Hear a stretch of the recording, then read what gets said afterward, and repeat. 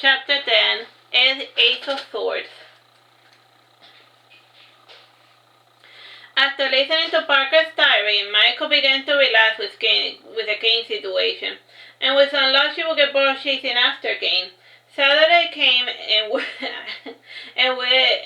the end of summer. On the first day of August, Esther was going to be another year older. The party was done in Gen's house, and while it liked inside, it made up tenfold with a ridiculous backyard populated by mango trees. Gen made a healthy surplus by selling the extra mangoes in the farmer's market, and he rented a pergola, some tables, and a catering company to provide most of the food. And this was the first time they were all going to celebrate together as a family in a long time. Jack arrived early with Kain and Esther and the birthday girl, and the next guest to arrive were Karina and her boyfriend Bruno. After closing his case, Bruno finally had some time to unwind, and despite being so busy, he made time to send Karina flowers, poems, and other trinkets. They were not expensive gifts, but at least it showed Karina that he was invested in the relationship. Karina smiled, seeing Kain with his father. "I made that happen," whispered Karina to Bruno. "What do you do?" asked Bruno, worried. "You make it sound like I did a bad thing," giggled Karina before resting her head on Bruno's shoulder, and she told Bruno how she had gotten Kain to make peace with his father. And at the end of her tirade, she said, "The psychic told me that if I forced Kain to confront his father, he was going to lose his fear of commitment." Karina felt her phone vibrating from an unknown number, and when she answered it, a familiar voice said, "I said no such thing." "Ha!" yelled Karina, dropping the phone. Bruno picked up the phone and asked, "Who is it?" "Wrong number," said Irina, hanging up. "I guess the psychic can sense when people are spreading lies about her," said Karina, giggling. And all she said was that my actions were going to have unexpected consequences, and I think I did a good thing.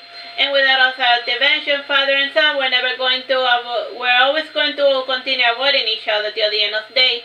And families are meant to be together, and they help each other out, and they work for a common goal. "That may be true for your family, Karina, but not all families operate the same way," said Bruno. Changing the subject, he added, "Look, there's Eugenia. Let's go say hi, and we should go on another double date with her and Kain again." Karina saluted Eugenia and Michael, who had self-invited to the party. Michael was there to observe and silently judge all of the party guests. And more guests started to arrive, and then the appetizers were brought, and the flow of the conversation was broken when an unexpected guest arrived fashionably late. The guest was Alexia. Alexia came sporting an elegant supper dress, painted nails, high heels, and makeup, and his short hair had been curled up in order to give it a more feminine look. And as soon as he let himself into the backyard, all stopped talking and they turned to look at him. "It's fine, I invited him," said Kain, breaking the silence. "We went to school together." The conversation resumed immediately with nobody bothering to pay attention to Alexia. Alexia looked for Kain with his eyes, and he went to sit down at his table. And sitting beside Kain was Eugenia and Jack, and sitting in front of the young man was Bruno and Karina. Alexia sat in the only empty seat, and the one that was beside Karina. Karina was the one to address Alexia first, and she asked the pertinent question, "When did you start wearing dresses?" "Around the time when I discovered that I was a man in a woman's body," said Alexia shyly. "And he was always less confident whenever he went out into the world as his true self." "We always knew that you liked men, Alexia," said Kain dryly. "And what we want to know is when did you start wearing dresses?" "Ha ha ha, so you knew," said giggled Alexia, blushing. "We knew," said Karina, "but we decided not to make a big deal about it, and what you do in the privacy of your bedroom is none of my business." "I don't have anything against men like you," said Esther, "and it's a lifestyle show is out of respect." "I didn't choose this," said Alexia silently. "I tried to be normal, I really did try, but I wasn't able to." "Define normal," said Jack. "What is considered normal changes from each generation," said Kain before going on a rant about the horrible things that were considered normal back in the good old days. "Thank God we don't live in the Middle Ages," said Alexia after listening to his classmates' tirade. Night fell and the music began, and when it came time to bring out the cake, Jack made a quick start to the guitar to bring out his guitar, and he played Happy Birthday to his mother. Jack's family felt a little iffy about the situation, but since it was Esther's birthday party, they tolerated his music. This is not to say that Jack played the guitar badly. Rather, it was a visual reminder of the problems that followed after he tried to make a career out of his hobby. Jack was happy to be playing to an audience, even if it was a small audience of family and friends, and he looked at his son and he was happy to see that Kain was also cheering for him. Everything was perfect, just as it should be. Cake was served, and Kain went to dance with Eugenia while Karina danced with Bruno. Aboard, Karina proposed a dance duo, and Eugenia decided to oblige, and the first song they danced was the Cha-Cha-Cha. Over the years, Jack had expanded his repertoire, and back when he was still trying to make it, he learned other types of guitar styles to play for non-rock bands. And this day, he learned new songs to fill with music the emptiness he carried everywhere he went.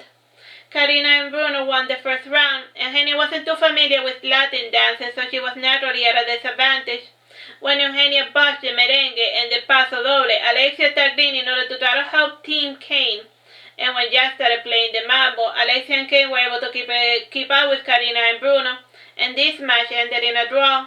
Eugenia took over the breakdancing round, and she was able to win the Charleston. The priceless competition lasted for an entire hour, with some of the guests placing bets to see who was going to win each round. And due to their early lead, Karina and Bruno were the definite winners. Still, Alexia, Kain, and Eugenia forced Karina to work hard for her victory. At the end of the dance, the competitors drenched in sweat went to collapse on the first chair that they found. "You made me lose $1,000, Eugenia," protested Michael. "I was betting on you to win." "Thank you for believing in me, Daddy," said Eugenia, hugging her father. Michael reached into his pocket and he handed again the money he owed him. And Michael, smiling warmly, nodded. "This was fun. We should have competitions like this in all of our get-togethers." "Any excuses for you to gamble, am I right, Daddy?" said Eugenia, teasing her father.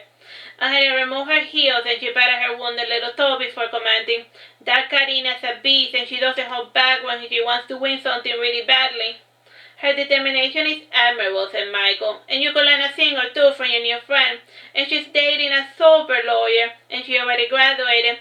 When are you going to finish your thesis?" "My thesis is going to get done when it gets done, Daddy," protested Eugenia, and her thesis was the one thing that was keeping her from getting her master's degree.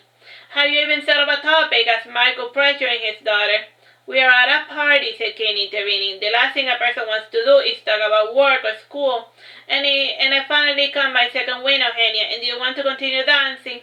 "My hero," said Eugenia, jumping from her seat to get away from that school conversation. "What are you writing about?" Kain was slow dancing with Eugenia. "I am writing a personal narrative about my ancestry," said Eugenia, "but after digging for information, I found absolutely nothing. My dad is a descendant of potato farmer, and my mom's ancestors made their fortune by selling alcohol during the Prohibition. Other than that, I haven't found anything amusing about my ancestor. My family descends from the French executioners. One Sanson even had the privilege of decapitating the king, and my grandpa was quite curious about his past, and he descends from a man that supposedly died while displaying a severed head. And a year later, my ancestor Kain Sanson pops up in Maine along with a bunch of French citizens escaping the poverty that Marie Antoinette had created with her reckless spending. It is funny if you think about it. Gabriel traveled halfway across the world to change his fate, and in the end he ended up doing in America the same job he was doing in France. Lo que está para ti nadie te lo quita." "Come again," asked Eugenia. "It means that some person, regardless of how hard they struggle, they are not able to escape their fate," said Kain. Your ancestors sound a lot more interesting topic to write about," said Eugenia, resting her head against Kain's shoulder. "If you want to write about them, I can show you all the memorabilia that my grandpa collected over the years. Studying Gabriel was like his main hobby," said Kain, "and we would spend a lot of time researching Gabriel, going to museums, yard sales, auction houses, looking for pieces of our past. Yes, my grandpa and we spent a lot of time together." "I totally vibe with you, Kain. When my mom died, there was nobody left to spend other time with me. My dad's attention was divided between his work and his new wife and daughter. And now it turns out that he even has a secret family. And even when mom was alive, dad and I never truly bonded because I wasn't born a man," said Eugenia, embracing Kain while she danced. From afar, they looked like a loving couple, and the reality was that they were two wounded animals licking each other's wounds. The two spent the rest of the night talking about their dead loved ones, and while they were wallowing in despair, Karina and Bruno were happily chatting about their work. Karina was studying her residency on Monday, and Bruno was reciting the closing statement of the last trial he gave. He was truly proud of it. But was your client innocent? Asked Karina. Every person is innocent until proven guilty, retorted Bruno. There will be a lot more innocent people in jail if it were the other way around, and I want to believe that my clients are innocent, and if I don't believe, there won't be any way for me to convince the jury that they got the wrong man. What did your client do? Asked Karina. He was in the wrong place at the wrong time, said Bruno. And those cases are my specialty, and in this country you can easily get in trouble for being in the wrong location. Bruno was about to elaborate, but Karina got distracted by Kain approaching, and the friends began to chat like parrots about telenovela, and Bruno was annoyed by being completely left out of the conversation, and he made a mental note to study up on telenovelas. Karina at a certain point said, Kain, I finished my studies. I know, congratulations, said Kain, smiling warmly. You are smarter than me, Kain, and if money is an issue, I am willing to lend you some, Sister Karina, and I still have all of my notes and workbooks. I don't need a degree. I have a house. I have a car. I have health insurance. I have a job. It isn't the most glamorous job, said Kain, but I'm trying to make the best out of my situation. Kain, if you don't want to spend a lot of time in school, online classes are available, and I'm reading about this IT degree, and your life is dealing with computers, so maybe you can turn your hobby into a career, suggested Karina. Computers are just a means to an end, and I don't spend nearly enough time with my PC to want to turn it into a career, said Kain. How about a teaching degree, suggested Karina. Back in high school, you were always tutoring, and you know a lot about art, and you draw pretty pictures. You can be a great art history teacher, and you do not need to spend the rest of your life as Uncle Gen's errand boy.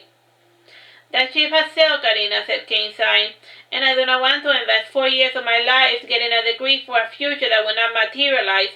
I don't even know if I like being an art teacher or whatever other super career you have picked for me. Sommeliers make good money, suggested Karina. Costs me more than sommeliers, and our career doesn't cost us anything, and we even get health insurance. But if me having a degree is so important to you, I am willing to make the sacrifice for the sake of maintaining our friendship. I'm sorry, never mind, it was a stupid idea, said Karina, laughing nervously. I have to during the year. With your permission, Karina, said Kain, departing. Kain ran to the house to get away from that situation, and Karina went to sit down beside Alexia, and she wasn't amused by how the conversation went, and she turned her eyes and she frowned when she noticed that Bruno wasn't sitting down beside her. Bruno caught up to Kain in the hallway, and Kain, frowning, said, What do you want, Bruno? Did you come to pressure me into conformity? I will do no such thing. Instead, I am here to express my admiration, said Bruno. That's a good joke, said Kain, laughing sarcastically. Tell me another. Ha ha ha! You are a bigger man than me, Kain, continued Bruno, placing his hand on Kain's shoulder. You did the one thing I was never able to do, and that is, asked Kain, pouting. You made peace with your father, said Bruno. Oh, that, I don't really consider that a major accomplishment. As a Christian, I am obliged to forgive a repentant sinner. And besides, it is hard to make peace with somebody who's already dead, said Kain.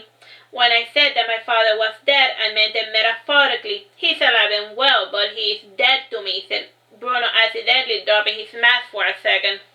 More importantly, have you truly made peace with your father? I don't know, said Kain. It is hard to say.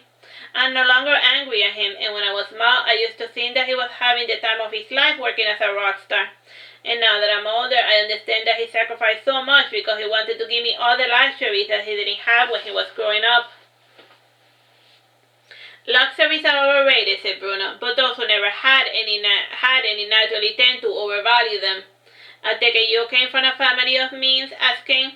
I did, said Bruno, dropping his mask. We are not rich as Eugenia, but we live well enough. And what is sudden interest in the relationship I have with my father, asked Kain. I consider you my friend, Kain, like Bruno, and as your friend, I am worried about your well-being. And as a lawyer, I know the true power of words. It isn't enough to show a person that you love them with your action. People crave certainty. And why do you think I am constantly impressing the affection I feel for Karina? And if you have forgiven your father, you need to tell him that you have forgiven him. Don't keep him in suspense. The birthday party came to an end, and Kain had spent most of his time chatting with Eugenia and Alexia. Esther stayed the night in Gen's house, and Kain went with his father to the car. Jack, who was half asleep, said, Do you want to try driving, son? I can barely keep my eyes open.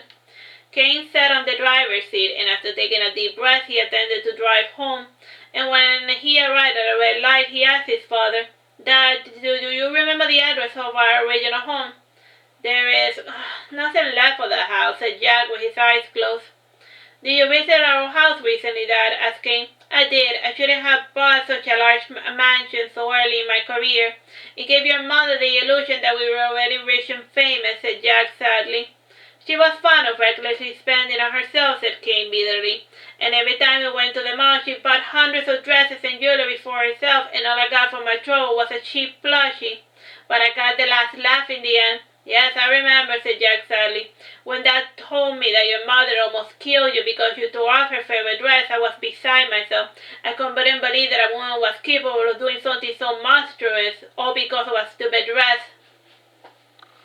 Mother and I were always at odds, and when she told me that she hated me, I took her words to heart, and I resolved to hate her as well and to make every moment of her life a living nightmare, said Kain. That day she naturally snapped. Don't make excuses for that monster, said Jack. You were only 4 years old, and if you were driving your mother crazy, she should have just sent you to my parents for the weekends. She tried that for a while, but it didn't change my behavior, said Kain coldly. Like my grandpa, I am the type of man who holds a grudge. That's good to know, Kain, said Jack on the verge of tears. And if you want to go on our house, take a left here. Jack guided his son to their old house, and the structure had caught fire 4 years ago, and now the lot was abandoned. The bank was still trying to find someone to sell that piece of land to, and it was so run down that not even the roof provided sufficient cover for squatters. And it was midnight, and a warm summer breeze was coming in from the ocean. Kain walked towards the front steps of his old house, and it was the only thing that remained of the original construction. He took 90 steps westward and 8 steps northward, and then he began to dig on that spot. When he found nothing, he recalibrated his steps to account for his increasing height. Jack observed his son with a mixture of pity and curiosity. After some trial and error, Kain was able to dig up his buried treasure. Kain opened the box and he sighed with relief. Everything he had buried was still there. He closed the mystery box before returning to the car and driving home. All the while, the curiosity was gnawing away at Jack. And on the drive home, Kain stopped for a second and he began to speed up the car. And Jack said, Slow down, you don't want to get a ticket for speeding. We are being followed, Dad, said Kain. I am going to try to lose him. Jack, trying to reassure his son, said, Maybe Michael hired a guy to investigate you, Kain. He's not going to let just anyone near his daughter. Yeah, that makes sense, said Kain, slowing down. When the driver saw that he had been seen, he turned a corner and left. With the stalker gone, the two breathed a sigh of relief. They arrived at home at 3 a.m., and Jack was so tired and sleepy that he immediately fell on top of his bed to sleep. And while he was dozing off, Kain religiously took off his father's shoes and socks, and he also removed the belt to help him get comfortable. And Jack smiled in his dream, quite happy for the attention. Back in Karina's house, she finally slept with her boyfriend Bruno, and he wasn't as big as Kain, but he was at least passionate.